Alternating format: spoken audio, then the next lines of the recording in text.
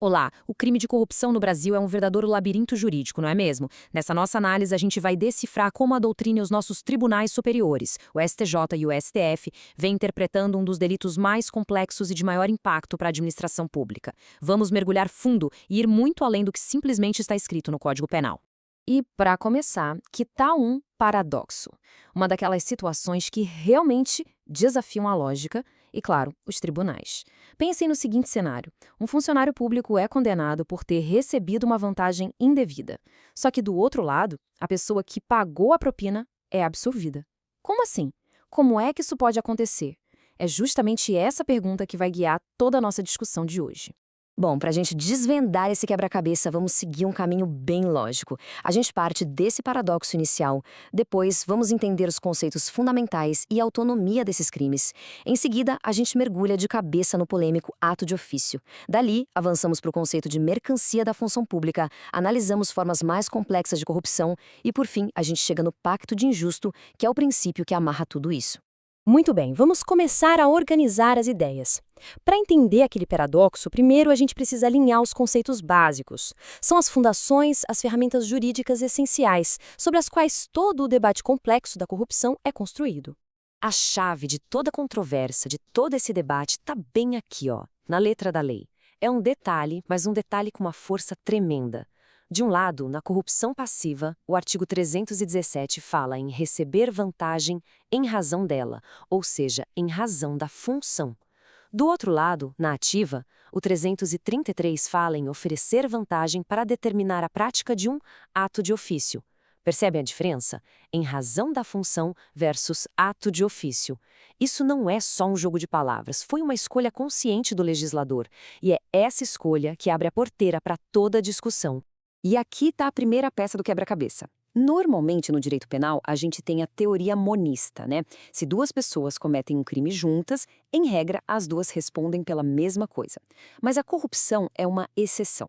É a chamada exceção pluralista à teoria monista. O legislador, de propósito, criou dois crimes separados, um para quem recebe, outro para quem paga. São autônomos, independentes. Por isso, a conduta de cada um é julgada de forma separada, o que permite exatamente que um seja condenado e o outro absolvido. O grande jurista César Roberto Bittencourt explica muito bem a razão disso. Ao tratar os crimes como autônomos, a consumação acontece de forma unilateral. Por exemplo, quando o funcionário apenas solicita a vantagem, ou quando o particular apenas oferece, o crime já se consumou, mesmo que a outra parte não aceite. Isso, claro, amplia e facilita a proteção da administração pública. E vale lembrar de uma distinção importante: a corrupção não se limita a atos ilegais. Na corrupção própria, a vantagem indevida é para que o funcionário faça algo ilícito. Já na imprópria, o pagamento é para que ele pratique um ato de ofício regular, um ato lícito. Mesmo assim, é crime, porque a moralidade e a impessoalidade da administração são violadas. Certo. Agora vamos para o ponto nevrálgico, o epicentro de toda a controvérsia. A tal exigência de um ato de ofício específico. É aqui que a interpretação da lei se torna absolutamente decisiva. O ministro Luiz Roberto Barroso, nesse inquérito, usou uma analogia fantástica para mostrar o absurdo de uma interpretação muito restritiva da lei. Pensem bem, se fosse obrigatório apontar um ato de ofício específico, a gente puniria o guarda de trânsito que pega dinheiro para não multar, mas o político de alto escalão que vende sua influência, seu prestígio, para favorecer interesses privados, ficaria impune. Seria uma distorção inaceitável, e foi justamente isso que a jurisprudência buscou corrigir. E essa distorção levou os tribunais superiores a evoluírem na interpretação. O foco da análise saiu da venda de um ato específico e se deslocou para um conceito bem mais amplo e adequado à realidade: a mercancia, a comercialização da própria função pública. E aqui está o pulo do gato dessa evolução. O crime não é mais sobre vender um papel assinado, uma decisão formal. É sobre colocar à venda a própria função, o poder, a influência, o prestígio que o cargo oferece. A função pública, que deveria servir ao interesse de todos, vira um balcão de negócios. E é por isso que a vantagem é paga em razão da função, mesmo que não tenha um ato de ofício ali, certinho, determinado. Isso já começa a explicar o nosso paradoxo, né? Mas claro, na prática, a coisa não é tão simples. A aplicação dessa teoria ainda gera muito debate. Vejam estes dois casos do STJ. No primeiro, o dos aeroportuários, eles usaram o acesso que tinham para facilitar a entrada ilegal de pessoas. O STJ disse: crime. A facilidade decorria em razão da função. Agora, no segundo, um agente penitenciário repassou contatos de presos para um advogado. Nesse caso, o tribunal entendeu que a conduta era totalmente desconexa da função. Quer dizer, a linha que define essa conexão ainda é bem tênue e desafiadora. No entanto, a posição que tem prevalecido, especialmente no Supremo Tribunal Federal, é essa aqui. Para a denúncia de corrupção passiva ser válida, não precisa descrever um ato de ofício determinado. O que a acusação precisa demonstrar, e isso é crucial, é o nexo causal. Que a vantagem foi recebida porque o agente ocupava aquele cargo e, por causa disso, passou a atuar em favor de interesses privados.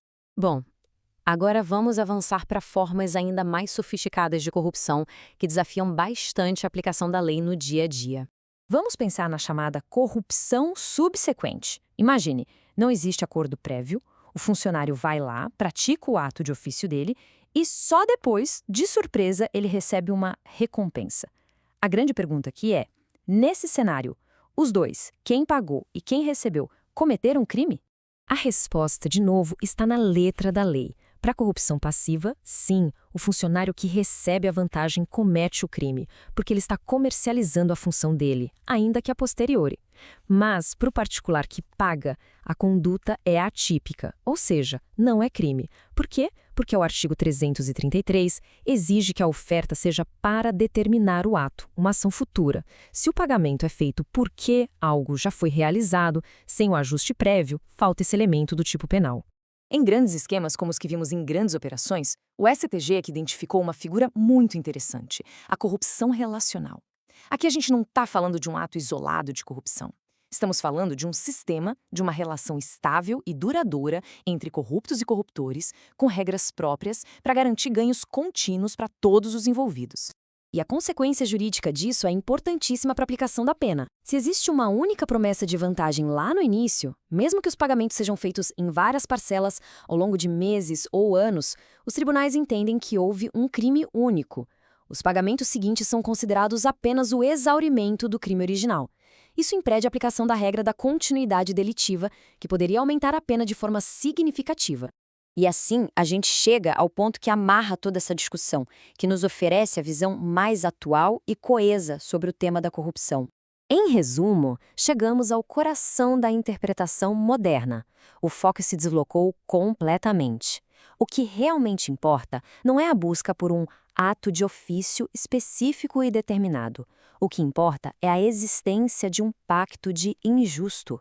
O verdadeiro núcleo do crime é o acordo que transforma a função pública em mercadoria, que coloca um preço na integridade e na moralidade do Estado. Então, para a gente recapitular os pontos cruciais. Primeiro, os crimes de corrupção são autônomos. Segundo, o conceito de mercancia da função é o que supera a necessidade de um ato de ofício específico na corrupção passiva. Terceiro, vimos que a aplicação prática desses conceitos ainda gera tensões e decisões diferentes. E, por fim, que as formas complexas como a corrupção relacional têm consequências diretas no cálculo da pena. E para encerrar, fica a reflexão. Essa interpretação mais ampla da corrupção, focada na mercancia da função, é sem dúvida um instrumento jurídico muito poderoso. Mas a pergunta que fica é: será que ela por si só é suficiente para coibir a criminalidade sistêmica, aquela que se enraiza nas estruturas de poder? Essa é uma questão que vai além do direito e desafia toda a sociedade. Se esta análise aprofundada foi útil e trouxe novos conhecimentos, não se esqueça de se inscrever no canal e deixar o seu like. Isso é fundamental para que a gente possa continuar produzindo mais conteúdo denso e de qualidade como este. Muito obrigada!